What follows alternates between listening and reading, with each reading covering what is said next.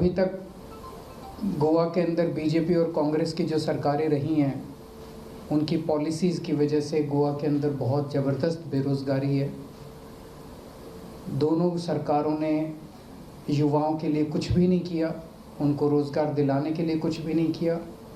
केवल सत्ता से पैसा, पैसे से सत्ता की लड़ाई चलती रही। आम आदमी पार्टी ने ऐलान किया कि हम गोवा के हर परिवार से एक युवा को, बेरोज़गार युवा को रोज़गार दिलवाएंगे और जब तक रोज़गार नहीं मिलता तब तक 3,000 रुपये महीना बेरोज़गारी भत्ता देंगे। ये हमारा ऐलान था। और दूसरा, टूरिज़्म का सेक्टर जो है कोरोना की वजह से काफ़ी ज़्यादा ख़राब हो गया, लोग बेरोज़गार हो गए। तो हमने कहा कि जब तक लोगों को अपना रोज़गार टूरिज़्म में वापस नहीं मिलता, जो जहाँ काम करता था, चाहे होटल इंडस्ट्री है, टैक्सी वाले हैं, जो लोगों को अपना काम वापस नहीं मिलता, 5,000 रुपये महीना उनको देंगे। और माइनिंग इंडस्ट्री बंद हो जाने की वजह से माइनिंग के बहुत सारी फैमिलीज़ हैं जो बेरोज़गार हो गई। तो जब तक माइनिंग का काम उनका शुरू नहीं होता, तब तक 5,000 रुपये उन फैमिलीज़ को देंगे जो माइनिंग बंद हो जाने से बेरोज़गार हो गई। आज मुझे ये कहते हुए बेहद खुशी है कि हमने लगभग 25-30 दिन पहले ये ऐलान किया था, तब से पिछले 20-25 दिन में गोवा में 1,12,000 युवाओं ने हमारे रोज़गार गारंटी प्रोग्राम में रजिस्टर किया है।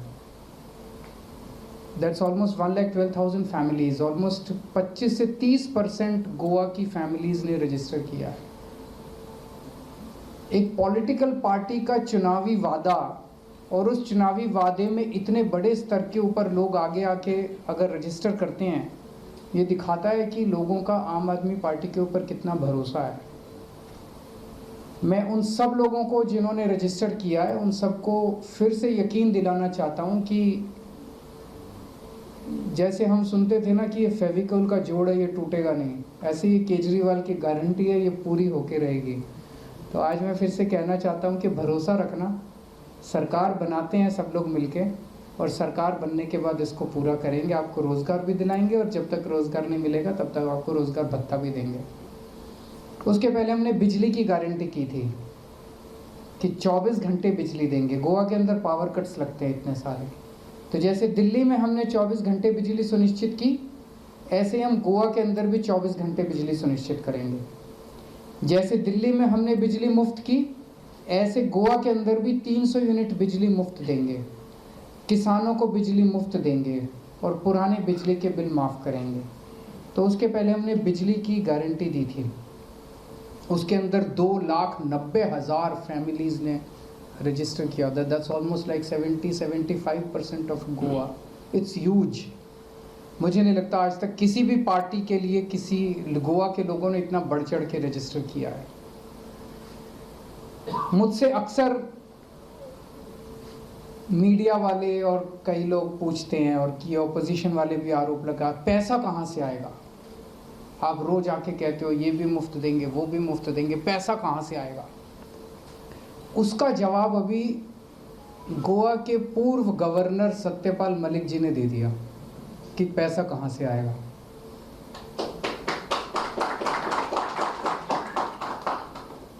सत्यपाल मलिक जी ने आरोप लगाया है कि जब वो गोवा के 1 साल गवर्नर रहे, उस 1 साल के अंदर उन्होंने कहा कि गोवा के हर काम में करप्शन है,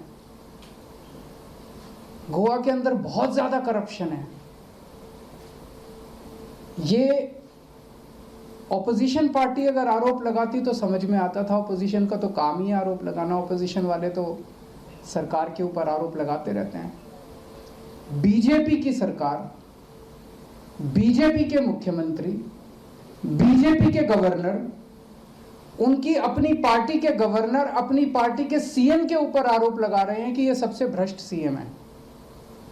मुझे लगता है 1947 के बाद से आज तक आज़ाद भारत 75 साल हो गए, 75 साल में ये पहला वाक़या है कि किसी गवर्नर ने अपनी पार्टी के चीफ मिनिस्टर के ऊपर आरोप लगाया है।